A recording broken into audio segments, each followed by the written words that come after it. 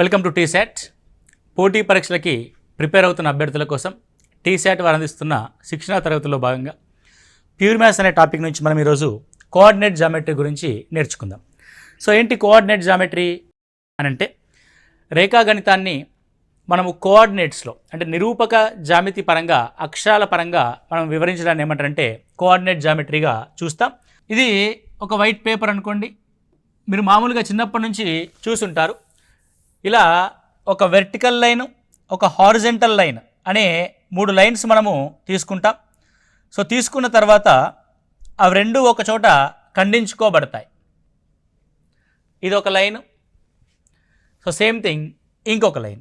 ఇలా ఒక తలాన్ని 4 భాగాలుగా విభజిస్తాం. 4 భాగాలుగా విభజించిన ఈ తలంలో ఈ రేఖని ఎక్స్ అక్షము అని అంటాం.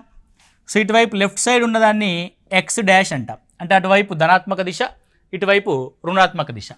ఈ విధంగా నిలువుగా ఉన్న రేఖని వై అక్షంగా, ఇది వై డాష్గా తీసుకుంటాం. అంటే X X dash, Y Y dash. ఈ 2 రేఖలు ఖండించుకున్న, అంటే ఈ 2 నిరూపక అక్షాలు అంటాం వీటిని.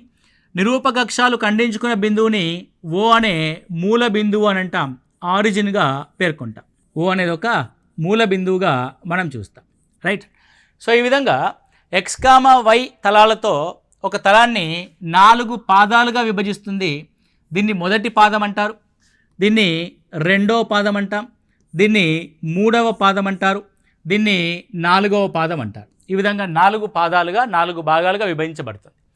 సో ఇప్పుడు ఈ పాదంలో కనుక గమనిస్తే, ఈ పాదం ఎక్కడి నుంచి ఎక్కడి వరకు ఉంది? ఎక్స్ ఓ నుంచి వై వరకు ఉంది. కాబట్టి ఇది ఎక్స్ ఓ వై పాదంగా పేర్కొంటారు. సో ఎక్స్ ఓ వై పాదంలో ఎక్స్ అనేది పాజిటివ్, వై అనేది పాజిటివ్. కాబట్టి మనం ఏదైనా ఒక బిందువుని ఎక్స్ వై పాదంలో ఐడెంటిఫై చేస్తే అవి రెండూ కూడా పాజిటివ్ విలువలనే కలిగి ఉంటాయి. అంటే ఎక్స్ కామా వై పాయింట్స్ ఏవైతే మనం ఐడెంటిఫై చేస్తున్నామో అవి రెండూ కూడా పాజిటివ్ ఉంటాయి. ఇక మనం ఈ పాయింట్ ఐడెంటిఫై చేసాం. ఎలా ఈ పాయింట్ని మనం ఐడెంటిఫై చేస్తాము అని అంటే, ఈ పాయింట్కి లంబంగా ఎక్స్ అక్షం మీదకి ఒక రేఖని గీస్తాం. ఈ ఎక్స్ అక్షానికి లంబంగా గీసిన ఈ రేఖ ఎక్స్ అక్షాన్ని ఏ విలువ వద్ద ఖండిస్తుందో దాన్ని ఎక్స్ నిరూపకము లేదంటే ప్రథమ నిరూపకంగా పేర్కొంటాం. ఇదే పాయింట్ నుంచి వై అక్షానికి లంబంగా ఒక రేఖని గీస్తే అది వై అనే బిందువు వద్ద ఖండిస్తుంది. కాబట్టి దీన్ని why నిరూపకంగా పేర్కొంటాము.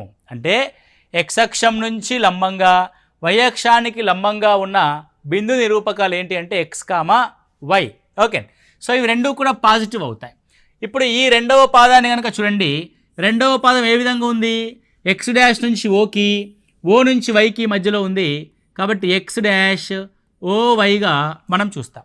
Wear X dash O వైలో ఎక్స్ వాల్యూ ఏమో నెగిటివ్ వాల్యూని కలిగి ఉంటుంది, వై వాల్యూ ఏమో పాజిటివ్ వాల్యూని కలిగి ఉంటుంది.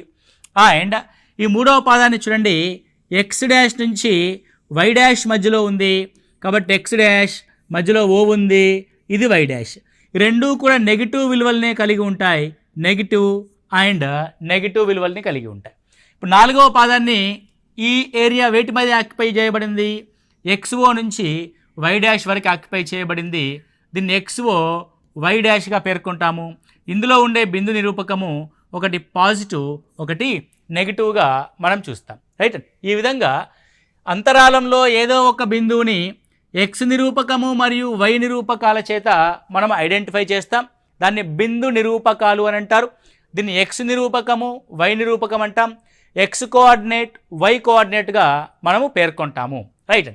ఇప్పుడు ఏదైనా ఒక బిందువు ఎక్స్ అక్షంపై ఉంది అనుకోండి, ఇది ఎక్స్ అక్షం, ఇది వై అక్షం, రైట్.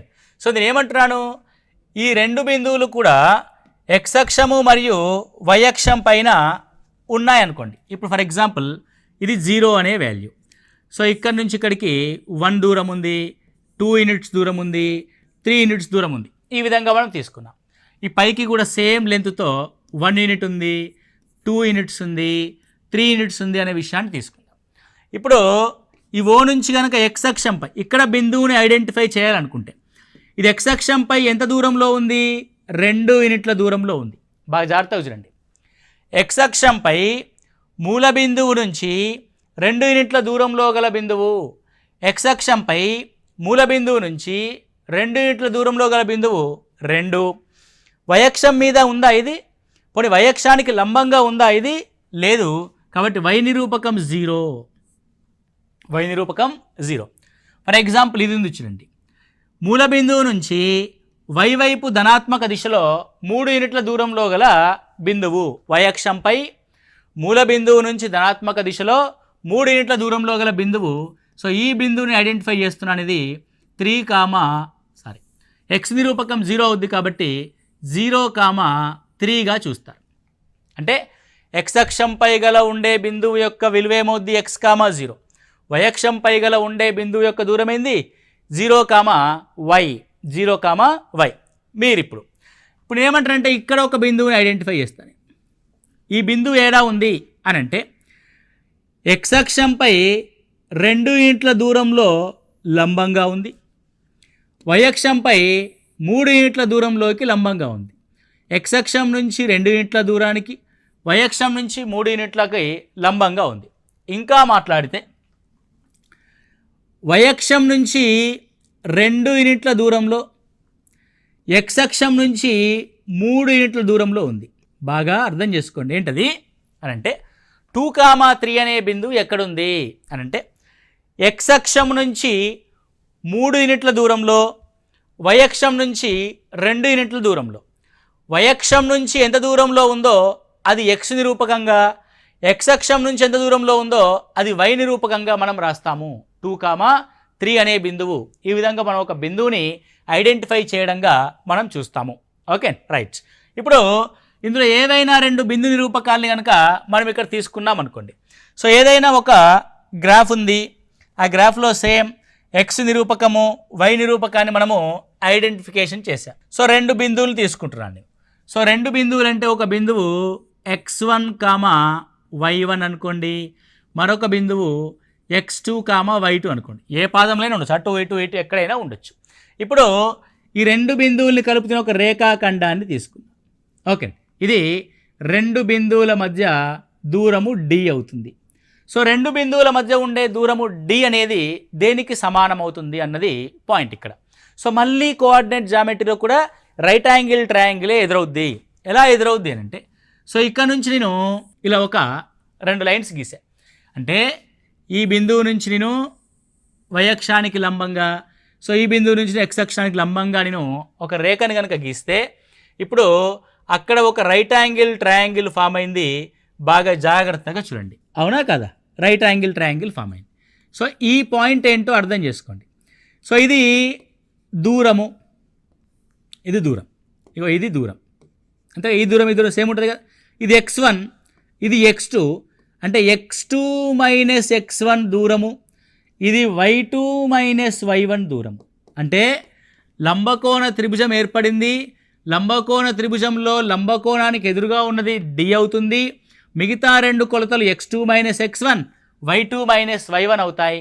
అంటే x నిరూపకాల మధ్య దూరము ఒక త్రిభుజ భుజంగాను, y నిరూపకాల మధ్య దూరము మరొక త్రిభుజ భుజాల యొక్క కొలతగాను ఉంటుంది. కాబట్టి సో d² మనం ఏం చేస్తాం, x2 minus x1 whole square plus y2 minus y1 whole స్క్వేర్గా రాస్తాం. That d √ x2 minus x1 whole square plus y2 minus y1 whole స్క్వేర్గా మనం తీసుకోవడం జరుగుద్ది. ఇది 2 బిందువుల మధ్య ఉండే దూరము. ఫార్ములాని గుర్తుపెట్టుకోండి. మనం ఎగ్జామినేషన్ హాల్లో అప్లై చేసినప్పుడు మాత్రం లంబకోణ త్రిభుజ కొలతల్ని ఆధారంగా తీసుకునే మనం అప్లై చేస్తాం. దానికి సంబంధించిన అంశాలను ఇక్కడ చూద్దాం. సో P అనేది x1, y1, Q అనేది x2, y2. బిందువుల మధ్య దూరం యొక్క సూత్రం ఏంటి? d √ x2 minus x1 whole square plus y2 minus y1 whole స్క్వేర్గా రాస్తాం. సో ఇక్కడ చూడండి, ఇవ్వబడిన బిందువుల జతల మధ్య దూరాన్ని కనుగొనండి. సో మొదటిది 2, 3, 4, 1. సో ఇక్కడ దీన్ని క్లియర్గా ఏం తీసుకుంటాను అని అంటే, ఇది x1, y1, ఇది x2, y2గా తీసుకుంటా. సో మొదటి ప్రశ్న యొక్క answer. So d √ x2 minus x1 whole square plus y2 minus y1 whole square. Now x2 minus x1 whole square అంటే it is 4 minus 2 whole square plus it is 1 minus 3 whole square. Okay, now 4 minus 2 అంటే 2 square, 1 minus 3 whole square అంటే minus 2 square. So it is 4 plus 4 that is equal to root 8 that is equal to 2 into 4 that is root 4 అంటే 2 root 2 answer. Right. ఒక సాధారణ అభ్యర్థి, prepare అయిన అభ్యర్థి ఏం చేస్తాడంటే ఈ విధంగా ఫార్ములాలో అప్లై చేయడం మొదలు పెడతాడు. సో నేనేమంటున్నానంటే ఈ ఫార్ములాని ఎగ్జామినేషన్లో అప్లై చేయకూడదు, గుర్తుపెట్టుకోవాలి. సరే మరి ఎలా ఆన్సర్ చేస్తాము అని అంటే మేము ఆల్రెడీ చెప్పున్నాం. ఏ విధంగా ఏర్పడుతుంది మనకి, అది లంబకోణ త్రిభుజం ఆధారంగా ఏర్పడుతుంది. లంబకోణ త్రిభుజంలో x నిరూపకాల మధ్య దూరము ఒక భుజం అవుతుంది, y నిరూపకాల మధ్య దూరము మరొక భుజం అవుతుంది. ఈ రెండు భుజాల ఆధారంగా తీసుకొని కర్ణం యొక్క పొడవే మనకు కావాల్సిన దూరం అవుతుంది. నౌ ఇక్కడ చూడండి, so what is the question, ఏ విధంగా ఆన్సర్ చేస్తామంటే నీవు x నిరూపకాల మధ్య దూరాన్ని చూడు 2, y నిరూపకాల మధ్య దూరాన్ని చూడు 2. అంటే 2, 2 అనే కొలతలు కలిగిన లంబకోణ త్రిభుజంలో కర్ణం ఏమవుతుంది, సమాన భుజాలు కలిగిన లంబకోణ త్రిభుజం యొక్క కొలత దాన్ని √2 రెట్లు అవుతుంది. కాబట్టి ఆన్సర్ ఎంత, 2 √2 అయిపోయింది. నౌ హియర్ -5కి -1కి మధ్య దూరం ఎంత, 4, 7కి 3కి మధ్య దూరం ఎంత, 4. Then distance d is equal to ఏమవుద్ది, 4, 4 ఈక్వల్ కొలతలు ఉన్నాయి కాబట్టి 4 √2 అవుతుంది. నౌ ఏకి -aకి మధ్య దూరం ఎంత, 2a, bకి -bకి మధ్య దూరం ఎంత, 2b. Okay, 2a and 2b.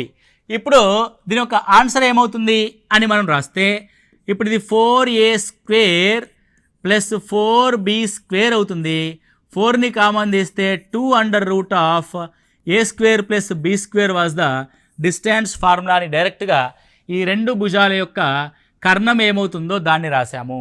Okay, ఈ విధంగా ఆ రెండు భుజాలని అంటే ఆ రెండు బిందువుల మధ్య ఉన్న x కోఆర్డినేట్స్ మధ్య డిఫరెన్స్ని, y కోఆర్డినేట్స్ మధ్య డిఫరెన్స్ని మనము లంబకోణ త్రిభుజ భుజాల కొలతలుగా తీసుకొని ఆ భుజాల కొలతల యొక్క కర్ణం ఏమవుతుందో దాన్ని ఆన్సర్గా మనం ఐడెంటిఫై చేస్తాం.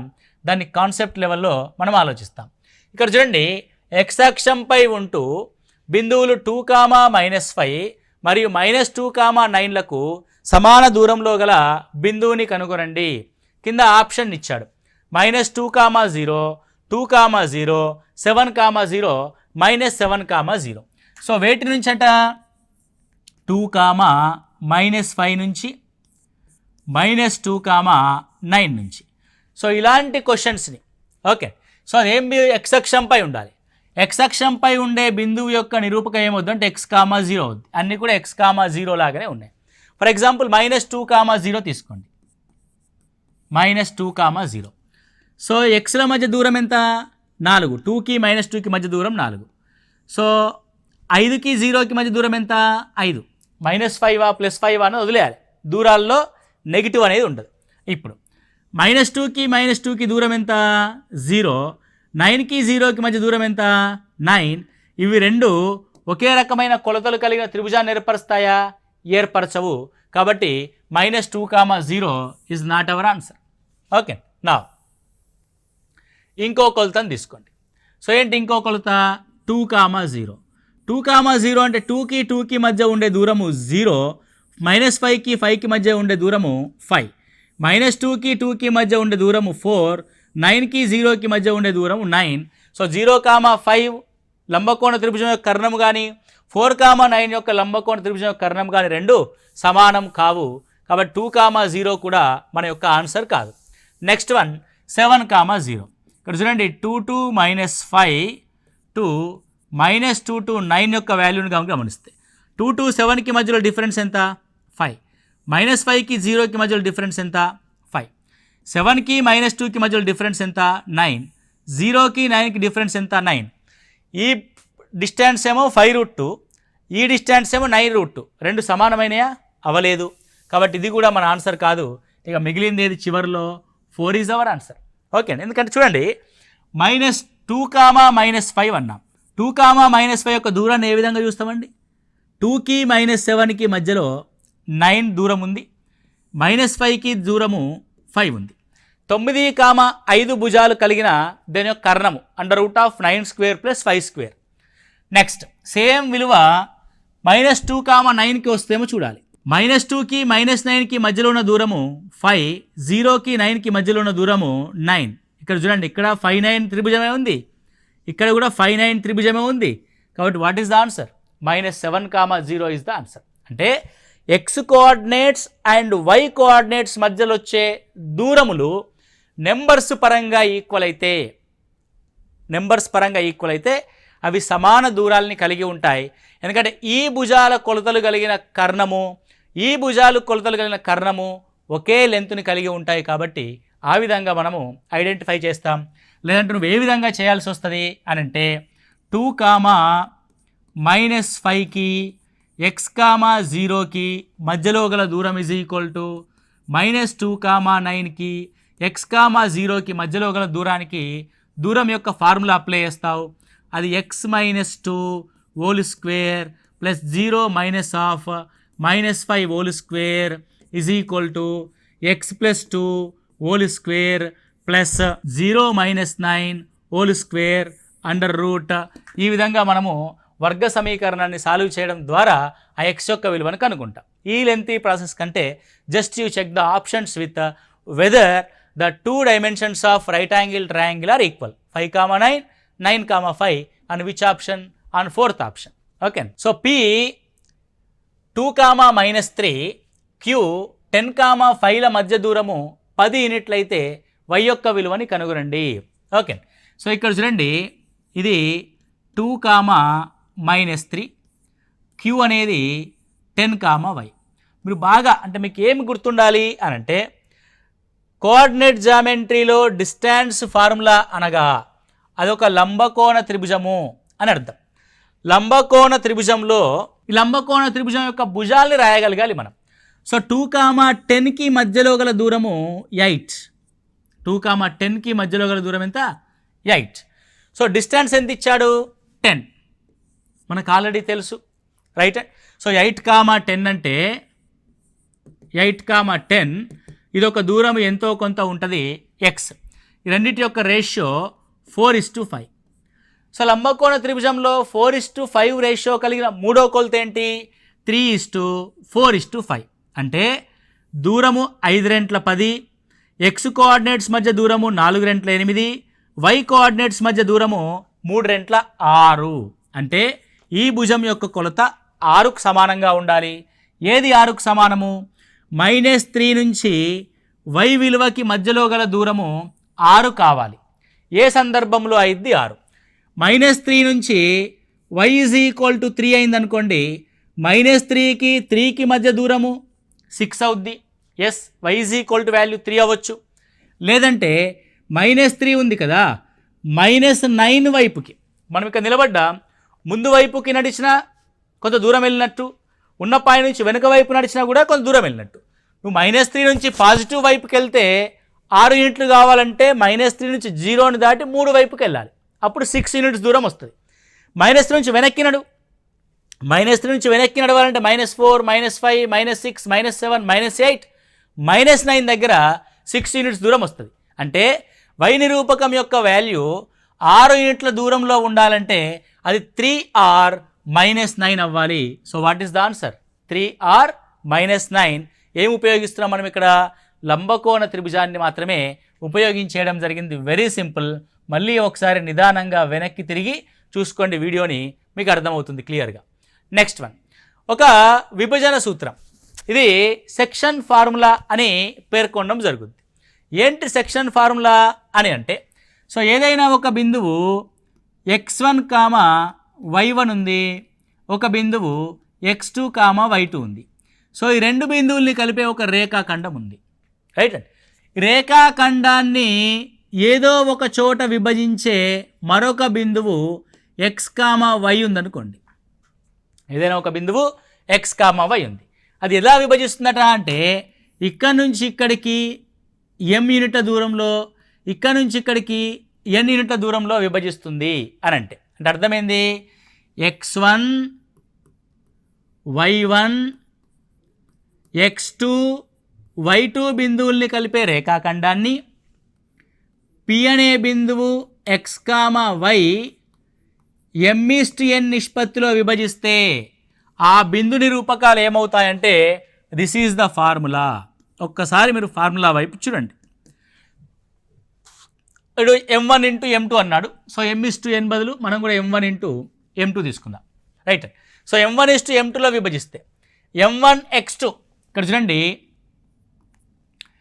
m1 x2 plus m2 x1 అంటే m1ని రెండో నిరూపకంతో m2ని మొదటి నిరూపకంతో మల్టిప్లై చేసి యాడ్ చేయాలి.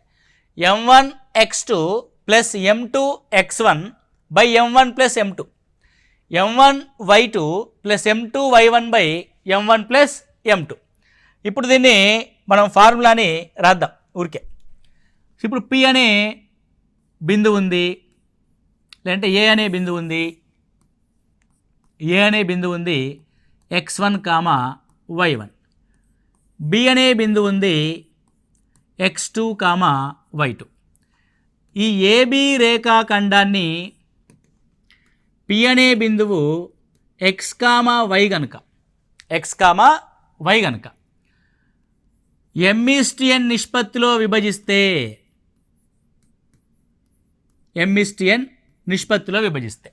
ఆ x, y నిరూపకాలు ఏమవుతాయి అంటున్నాడు. x, yలో మొదటిది x నిరూపకం కాబట్టి ఫార్ములాలో మొదటగా అన్ని x వాల్యూస్ తీసుకోవాలి. ఎలా తీసుకోవాలి? నిష్పత్తిలోని మొదటి విలువ బిందువులోని రెండో x విలువతో అంటే mx2 ప్లస్ నిష్పత్తిలోని రెండో విలువ బిందువులోని మొదటి విలువతో nx1 by m plus n same as my2 plus ny1 by m plus n అవుతుంది. Okay right. ఒకవేళ px, y అనేది సమద్విఖండనం చేసింది అనుకోండి, అంటే ఏబి రేఖాఖండాన్ని P అనే బిందువు సమద్విఖండనం చేస్తే, సమద్విఖండనం చేయడం అంటే అర్థమైంది ఏబిని 1:1 నిష్పత్తిలో విభజించడం, 1:1 నిష్పత్తిలో విభజించడం. So 1 into x2 plus 1 into x1 అంటే అదేమవుద్ది అప్పుడు x2 ప్లస్ x1 అంటే x1 ప్లస్ x2 1 ప్లస్ 1 అంటే by 2. So y1 plus y2 by 2. ఇది మధ్య బిందువుకి సంబంధించిన ఫార్ములా.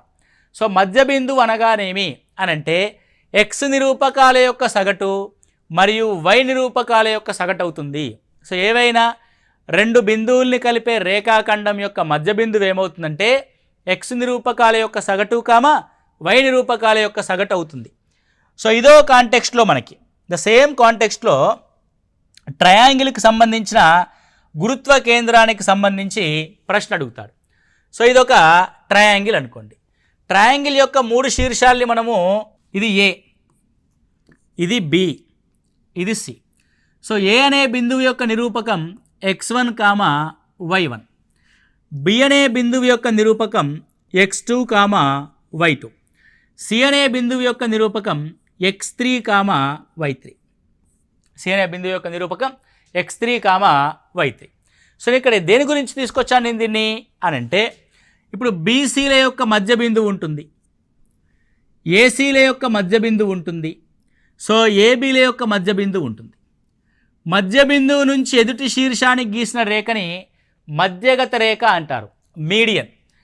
మధ్య బిందువు నుంచి ఎదుటి శీర్షానికి గీసిన రేఖని మధ్యగత రేఖ అంటాం, మీడియన్. మధ్య బిందువు నుంచి దాని ఎదుటి శీర్షానికి గీసిన రేఖని మధ్యగత రేఖ అంటాం, మీడియన్. రైట్.